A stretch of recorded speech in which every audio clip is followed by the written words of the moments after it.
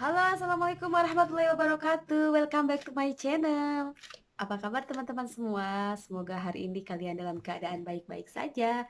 Tetap semangat, happy, dan tetap bersyukur ya. Oke, oke. Di video kali ini saya akan berhenti dulu untuk kegiatan masak-memasak, dan saya tidak akan mengajak kalian ke suatu tempat. Tapi di video kali ini saya akan sedikit bercerita tentang pengalaman yang saya temui di sini seputar dunia pernikahan. Ayo, siapa yang menikah? Oke, jadi saya akan bercerita tentang adat istiadat atau kebiasaan orang Turki, khususnya Hatay Antakya, bagaimana mereka menikah atau menikahkan saudara-saudara mereka. Jadi terus stay tune di channel Melika Turkiya Story dan jangan lupa ya, berikan saya dukungan dengan cara klik tombol subscribe dan tuliskan sesuatu di kolom komentar. Oke, stay tune terus.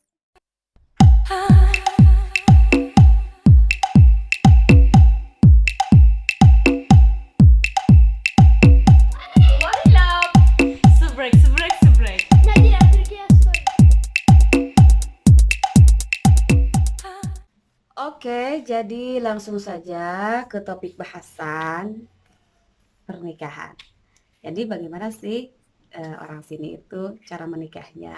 Seperti biasa, sebelum pernikahan diadakan pertunangan. Kalau pertunangan sih normal-normal saja sih seperti di negara umumnya atau seperti di negara kita ya, tiada yang aneh. Tukar cincin, kemudian melakukan kesepakatan waktu dan setelah itu menikah. Barulah ke topik yang utama yaitu pernikahan. Jadi syarat untuk menikah orang sini selain cukup umur juga dari pihak pengantin laki-laki harus mempunyai tempat tinggal atau rumah.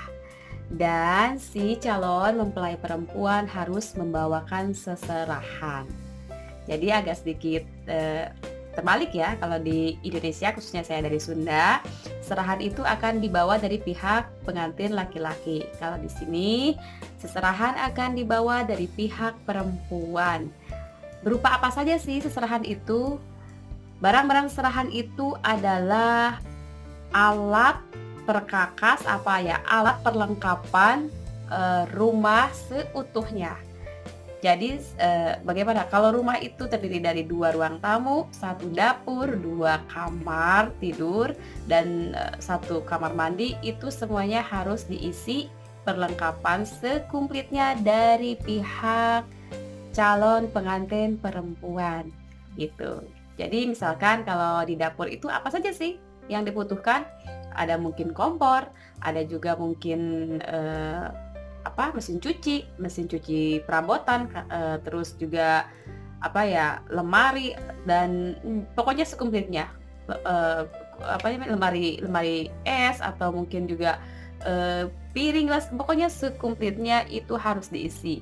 Sampai juga mungkin di ruang tamu apa saja, ada TV, ada kursi, karpet segala macam sampai ke tempat tidur kamar.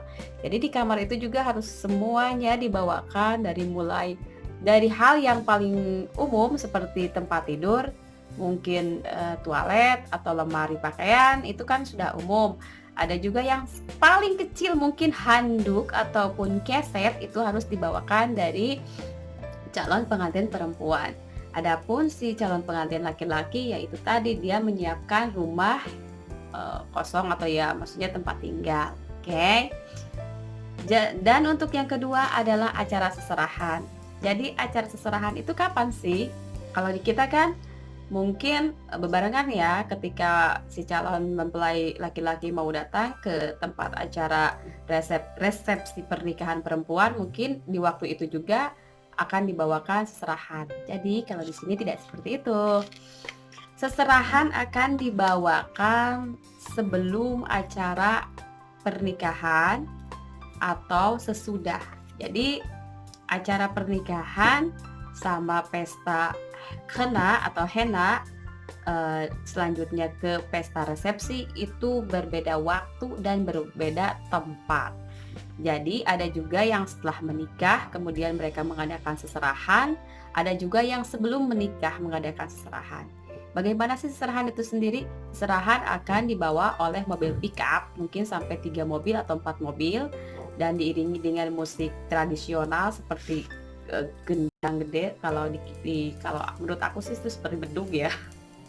Ya seperti itu, dan diarak maksudnya, si pihak perempuan, calon pengantin perempuan itu dia akan menari atau apa di atas mobil pick up itu.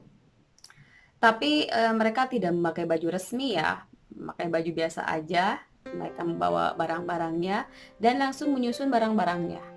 Mungkin itu membutuhkan waktu sampai 1 hari, apa 2 hari, sampai 3 hari, sampai semua rumah itu beres, layak untuk ditinggali dan kelihatan rapih.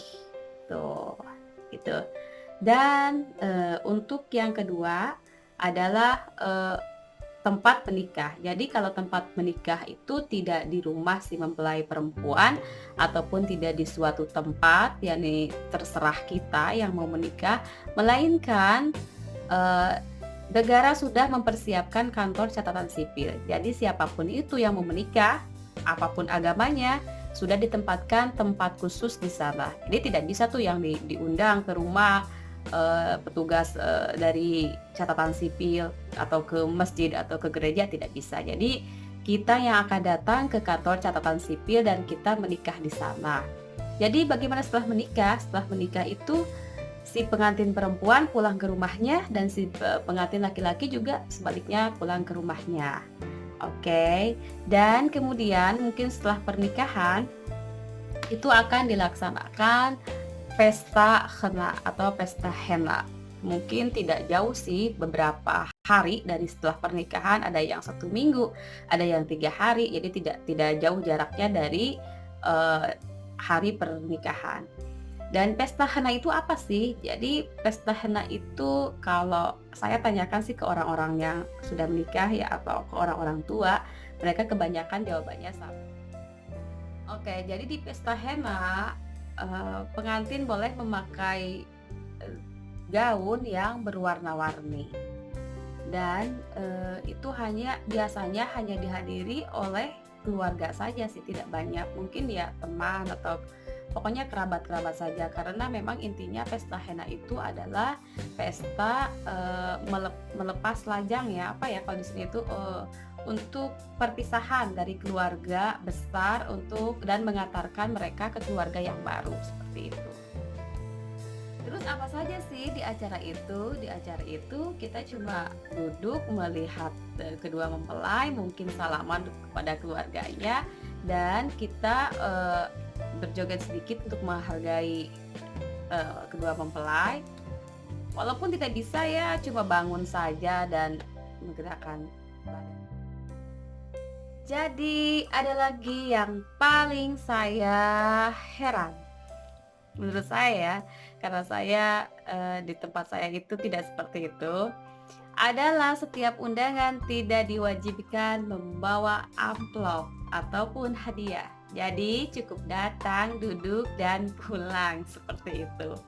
Namun untuk keluarga yang paling dekat seperti om, tante, uwa, kakek, nenek, pokoknya kerabat yang paling dekat, mereka biasanya menyematkan emas ataupun kalau tidak ada uang ke si pengantin, seperti itu tanda tanda apa ya, tanda kasih sayang ataupun tanda sebagai dukungan untuk mereka. Jadi kalau tidak kita menyematkan sesuatu di sini nih, biasanya sih ada yang di dada sebelah sini ataupun di sini, bisa juga di tangan seperti ini, mereka akan menyematkan koin emas ataupun ya perhiasan bentuknya ataupun uang seperti itu. Itu sih kayaknya mereka kayak sudah wajib gitu. Kalau tidak begitu kayaknya mereka apa ya, nggak etis gitu lah. Masa sih keluarganya yang menikah kok tidak begitu gitu. Dan itu sih untungnya ya bagi pengantin orang sini. Jadi selepas mereka menikah itu mereka itu mendapatkan emas yang banyak, biasanya sih uang juga yang banyak, dan itu untuk tabungan mereka ya. Karena apa sih tidak terlalu banyak pengeluaran untuk pernikahan orang sini itu. Cuma gedung sudah gratis dari pemerintah. terus tidak ada makanan, tidak ada, mungkin ya cuma bayar untuk sewa gaun dan, apa namanya, organ tunggal kalau di kita apa sih, pemusik lah seperti itu. Jadi, dan perlu saya tekankan sekali lagi kalau oke, kalau seserahan itu dari perempuan ya, dari pihak pengantin perempuan. Tapi kalau mahar, mahar itu tetap dari pihak laki-laki dan mahar itu harus, dibawakan atau sesuai permintaan si calon pengantin perempuan, seperti itu. Oke, yang selanjutnya adalah kedua mempelai pulang ke rumah pengantin laki-laki. Jadi setelah resepsi selesai, kedua mempelai itu atau pengantin itu akan pulang ke rumah laki-laki itu yang sudah disiapkan tadi. Biasanya rumah yang dibuat oleh pengantin laki-laki itu di atas orang tuanya. Jadi seperti kalau ibu dan bapak saya sekarang di sini dan kemudian saya akan menikah, saya akan membuatnya di atas gitu. Seperti apartemen lah seperti itu tipenya. Oke. Dan ada yang paling menarik lagi seputar malam pertama ialah tapi bukan berarti dilihat ya, tidak seperti itu. Jadi kedua mempelai pengantin masuk ke dalam kamar dan saksi yang empat tadi mereka menunggu di ruang tamu atau di ruang yang lain. Mereka akan menunggu dengan sabar mungkin malam ini atau juga mungkin malam besok itu akan ditunggui sampai selesai dan memberikan bukti kepada keluarga bahwa ini istri saya memang suci dengan adanya darah itu yang disertai warna putih tadi. Ya adapun mungkin hikmah yang diambil dari budaya ini mungkin hanya untuk sekedar apa ya, lebih melindungi anak perempuan mereka sampai ke jenjang pernikahan seperti itu. Jadi di sini tuh anak perempuan sangat dilindungi sekali karena mereka membawa nama baik keluarga mereka. Oke, jadi mungkin ada pertanyaan, silahkan tulis di kolom komentar. Jadi saya tidak bisa mengungkapkannya semuanya dengan gamblang ya, mungkin ada sesuatu. Adapun setelah semuanya selesai, itu pihak keluarga laki-laki khususnya kaum laki-laki ya, mungkin ayahnya si pengantin perempuan atau kakaknya ataupun mungkin adiknya, mereka akan melepaskan tembakan 2 kali ke atas sebagai pertanda bahwa adik saya atau anak saya itu benar-benar suci dan saya sudah bisa mendidik anak saya dengan baik, seperti itu. Jadi mungkin kalau teman-teman melihat ya kok orang-orang Sarah itu ada yang berpakaian nggak semuanya ya seperti kita aja, ada yang berhijab ataupun tidak, mungkin juga ada yang pakaiannya sangat seksi itu mereka itu sangat menjaga sekali. Walaupun pakaian mereka itu vulgar, mereka bisa menjaga harga diri mereka atau kevirginan mereka itu karena itu mempertahankan nama baik keluarga. Tapi setelah berjalannya waktu banyak yang meninggalkan kebiasaan ini ya. Mereka lebih memilih untuk pergi ke hotel dan tidak disaksikan oleh keluarga mereka. Jadi kembali ke komunitas masing-masing atau keluarga masing-masing. Oke teman-teman, segitu dulu cerita saya. Terima kasih yang sudah setia menemani ocehan saya ini. Bila ada kekurangan dan sesuatu yang tidak pantas, saya mohon maaf karena saya murni hanya ingin berbagi dengan teman-teman pengalaman yang saya temui di sini. Oke, jadi bagi yang belum mensubscribe channel saya, sekali lagi saya mohon dukungannya ya untuk mensubscribe. Dan yang sudah saya ucapkan terima kasih. Semoga rezeki Anda selalu dilimpahkan oleh Allah dan keberkahan tentunya. Amin ya rabbal alamin. Oke, wassalamualaikum warahmatullahi wabarakatuh. Bye bye.